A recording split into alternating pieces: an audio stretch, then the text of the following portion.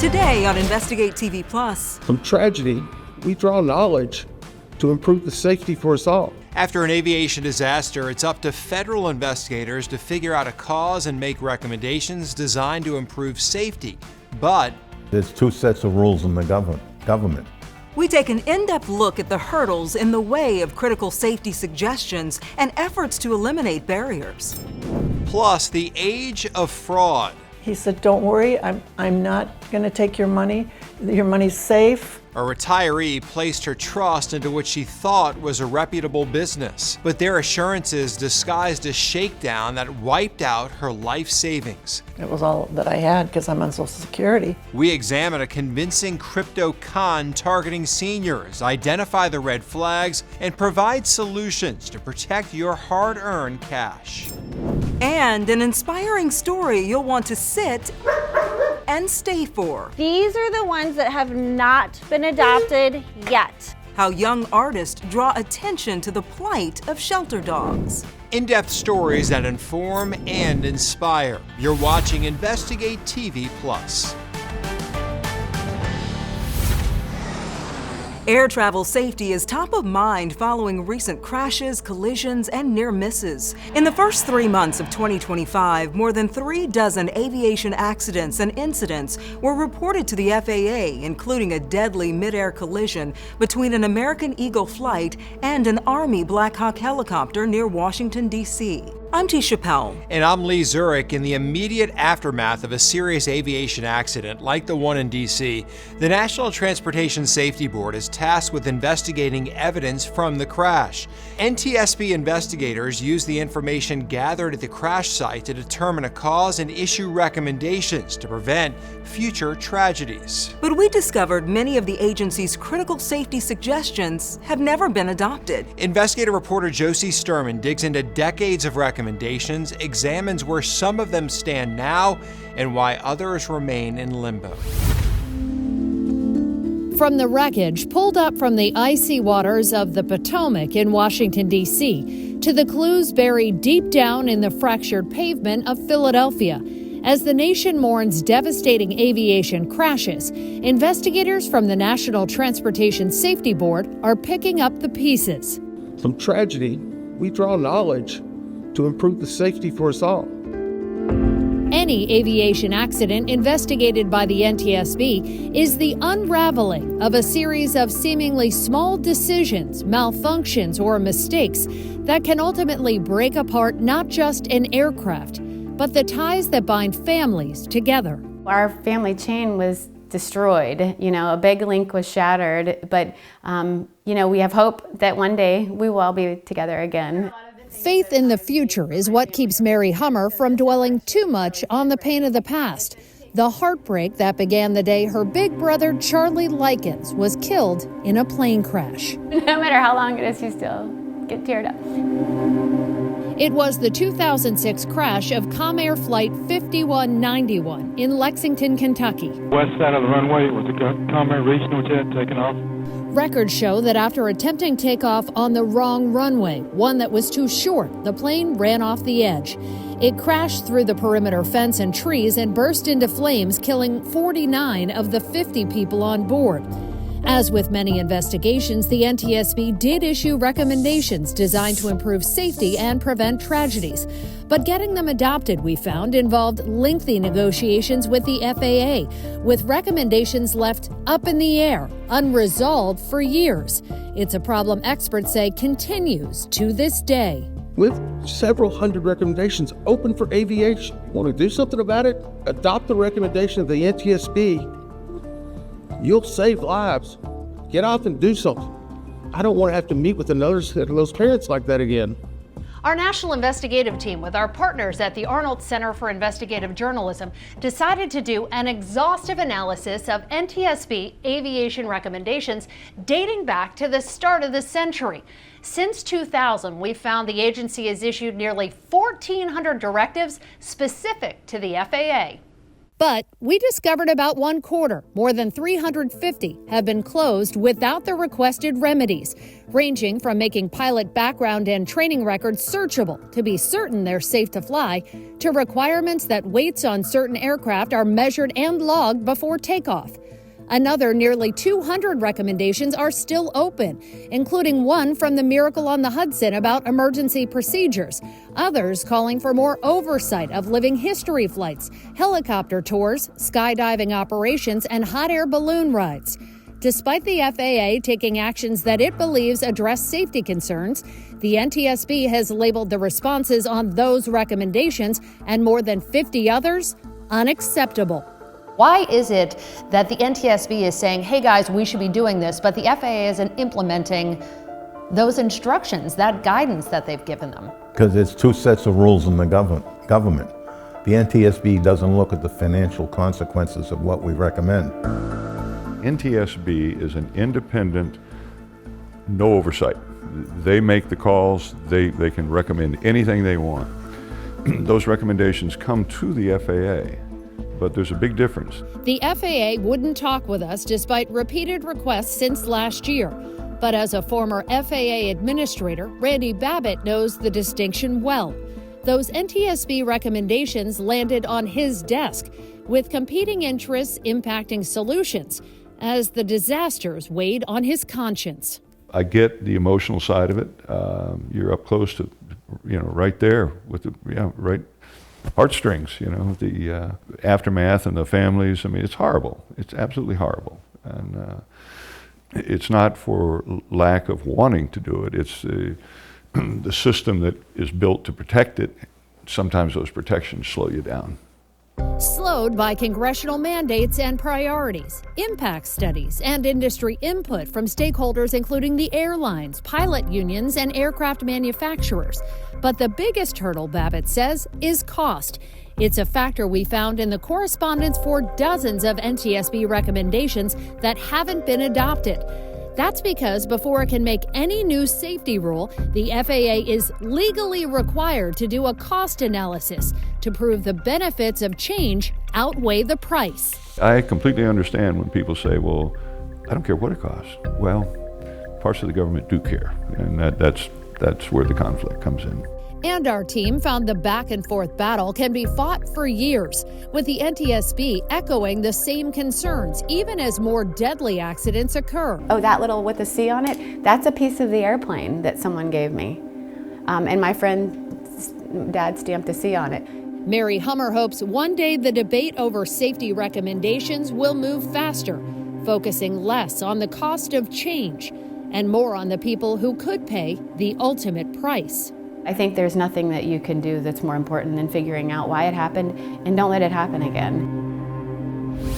The NTSB often issues multiple recommendations after a disaster, addressing the series of factors that led to the accident. The Comair crash alone resulted in 11 recommendations, with action taking anywhere from 2 years to more than a decade. Some of the NTSB's guidance is still listed as closed, without acceptable action. As prices continue to soar, many families face an impossible choice between feeding their families and their baby's comfort. Still to come, we examine the high cost of diapers, how it can affect a baby's health, and the affordable and accessible solution. But first, when did you realize that all of this was some kind of fraud or scam? When he said, I'm putting the money back in, and it never went back in.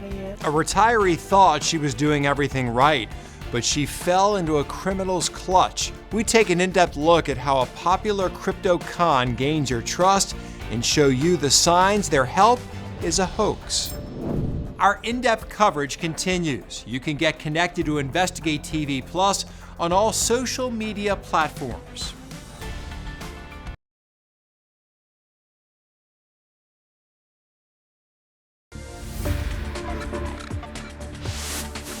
Bitcoin, Ethereum, Cardano, Tether, they're all examples of digital money known as cryptocurrency, which can be used to buy goods or traded for profit.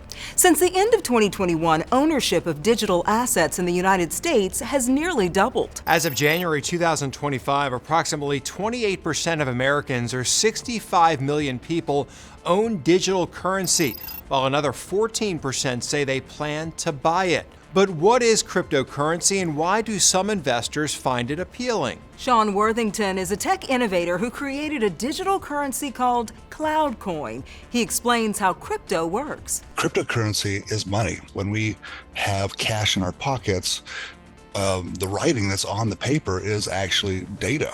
And cryptocurrency is just a digital form of that.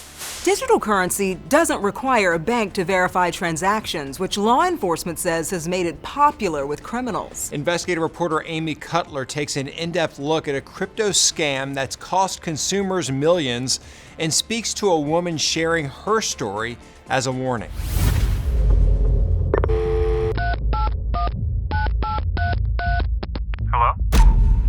It really sounded legitimate.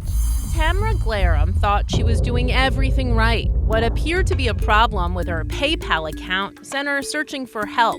She Googled what she thought was the number, but instead she was connected with a scammer. He said, by the way, I want you to know that someone is trying to get into all of your accounts, and we have a fraud department that's going to walk you through how we can fix that. Tamara says the guy on the other end sounded legitimate. He even emailed her a copy of his work ID to gain her trust. But his next request should have raised a red flag. He said, in order for me to catch this person, I have to duplicate all the transactions that he did. And I said, well, why do you need my money? He says, because we want to pretend like he's getting this money so that we can catch him. Tamara was instructed to purchase several gift cards in varying amounts, all to try and catch the crook.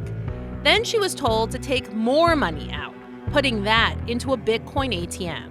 And I was getting really nervous about all of this going on. But he seemed like he was legitimate. He said, don't worry, I'm not going to take your money. Your money's safe. Peoria police confirmed she lost nearly $28,000. It's one of the 24 recent incidents involving unregulated Bitcoin ATMs.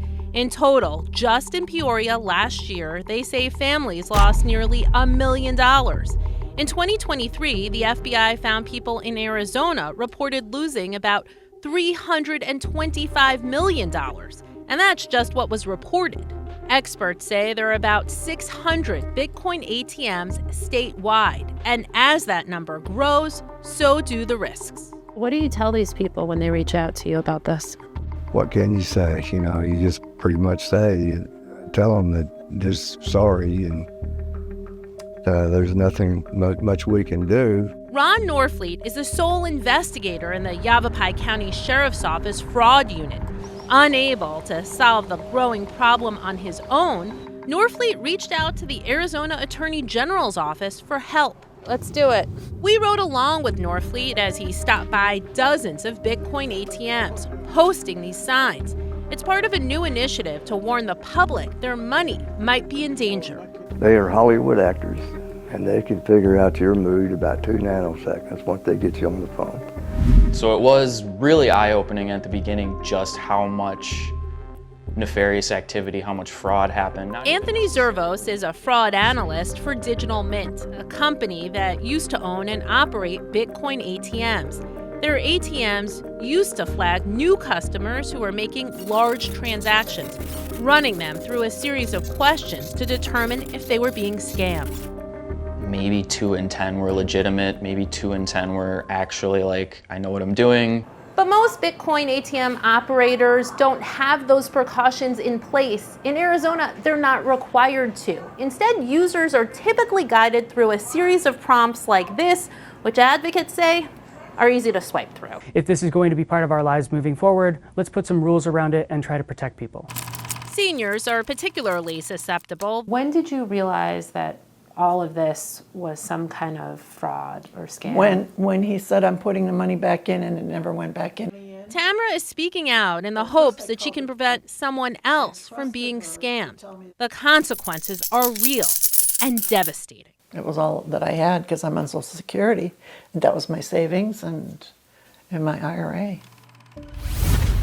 AARP says any request to pay or make a deposit through a crypto ATM is a big red flag. Legitimate businesses and most government agencies don't accept payment through crypto ATMs. And keep in mind, whether it's crypto or an online service like Zelle, if you send money to someone you don't know, it's virtually impossible to get it back.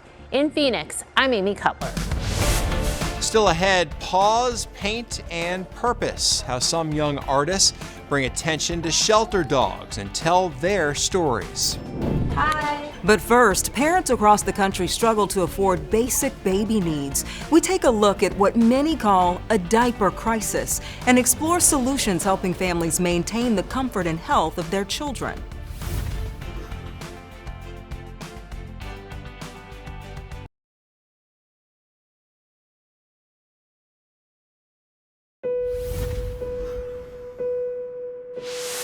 For new parents, it can be a joyous time as they watch their infant grow. But for others, they're literally living diaper to diaper, unable to afford an essential baby supply. We examine the impact of high diaper cost and show how diaper banks are stepping up to cover them.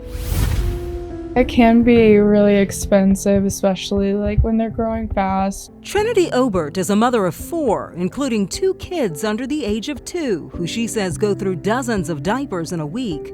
She says it's a challenge buying quality diapers for her 2 younger children because of surging cost. And Trinity isn't alone. According to a 2023 survey by the National Diaper Bank Network, 1 in 2 families struggled with diaper need, nearly half reporting they struggled to provide children with clean, dry diapers. Half the families that you see with children are struggling to diaper their babies. Yes. Tara Waldron is the president of the Junior League of New Orleans, which has been running a diaper bank since 2014. She says some babies require up to 10 diapers a day, which adds up to about $300 a month. Doing simple math, the average cost of a diaper is roughly 30 cents, so monthly diaper bills can top $100, and that's per kid.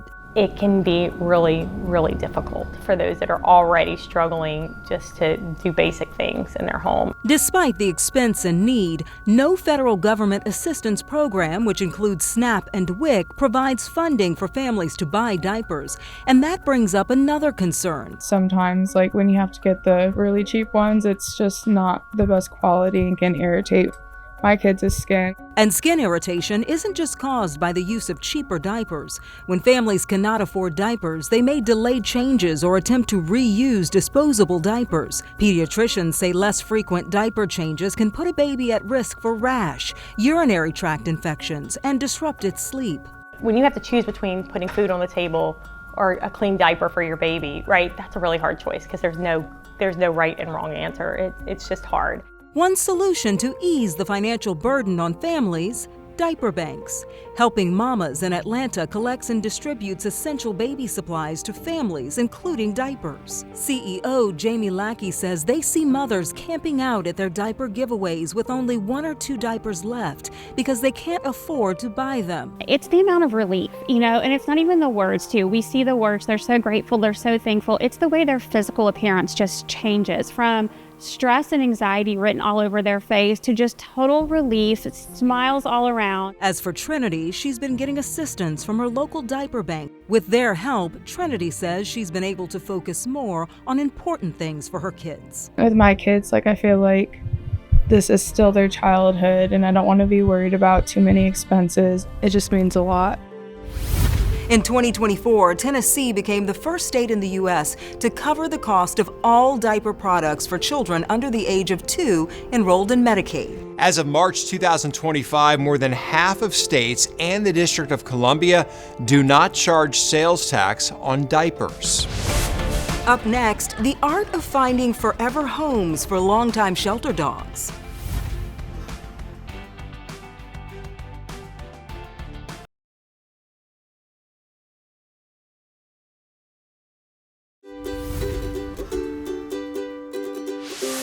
Behind every painting, there's a story. Near St. Louis, a group of students was inspired to use their creativity to bring a voice to longtime shelter dogs. Reporter Caroline Hecker shows us how their paw traits could help them find a forever home.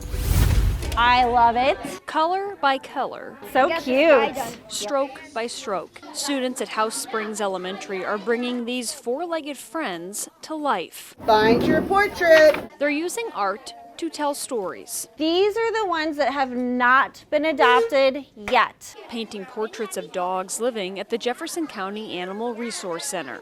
I like art because it's a fun way to get your feelings out and be creative. And we're doing this project so dogs can get adopted. They say picking a dog to paint, the toughest part of the assignment. Some even picking two. I picked two different dogs, so one is outside and the other is just really cute and really fuzzy. Once the choice was made, it was time to get to work. We put these papers on the table of the Tracy dogs, then we picked out which one we wanted to pick. After finishing touches were made, it was time to deliver the portraits to the shelter. Araya! Once the pictures were on display, students finally got to meet the dogs they'd gotten to know on paper.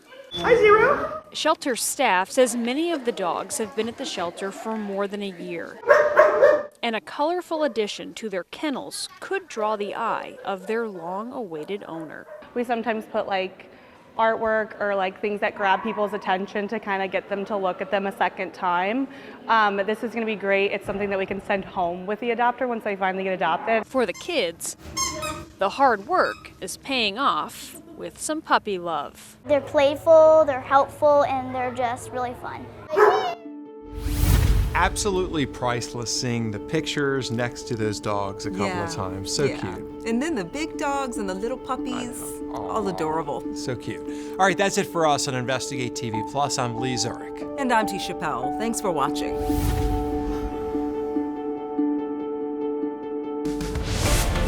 On the next Investigate TV Plus, an out-of-this-world discovery reveals why scientists fear a crisis in space. And as long as we keep feeding the source of this, which is i.e. put more stuff in orbit, it will continue to get worse. We take an in-depth look at why more space junk could come falling back to Earth.